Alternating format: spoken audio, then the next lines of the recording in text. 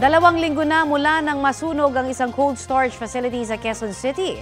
Pero hanggang ngayon, inirereklamo pa rin ng mga residente at napapadaan doon ang masangsang na amoy na galing sa pasilidad. Balitang hatid ni James Agustin. January 20 pa nang masunog ang cold storage facility na ito sa FPJ Avenue sa Barangay Del Monte, Quezon City. Mahigit 2 linggo na ang nakalipas. Problemado pa rin ang mga residente dahil hindi pa natatapos ang paghahakot sa mga frozen meat product na nakaimbak sa loob. Masangsang pa rin ang amoy mula sa pasilidad. Amoy patay na daga, ganun na amoy. Ang mga napapadaan sa lugar nagtatakip ng ilong, naglalakad man o nakasakay sa jeep. Pinaka-apektado ang mga residente na nakatirang malapit sa cold storage facility.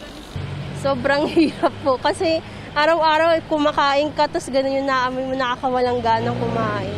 Tapos matutulog ka, ganun din maamoy mo, puyat ka na ganun maamoy mo. Sumasakit na rin ang tiyan, ganun, mga ulo, hindi makatulog sa gabi. Si Ricky na nagtatrabaho sa kalapit na construction site, pinatungan pa ng tuwalya ang suot na face mask. Napakabaho napakabaho. Tuwing umaga. Pag pumapasok kami dito, lahat kami, mga trabahador namin dyan, nagpe-face mask. Ganyan din ang tinitiis ni Nick, na 12 oras ang duty sa sari-sari store.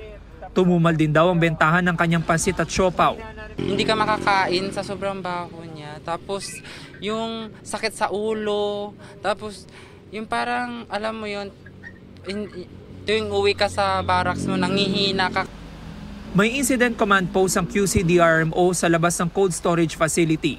Nauna nang sinabi ng lokal na pamahalaan sa isang pahayag na tinututukan nila ang agarang paghahakot at pagtatapon ng mga debris at nadamay na frozen goods.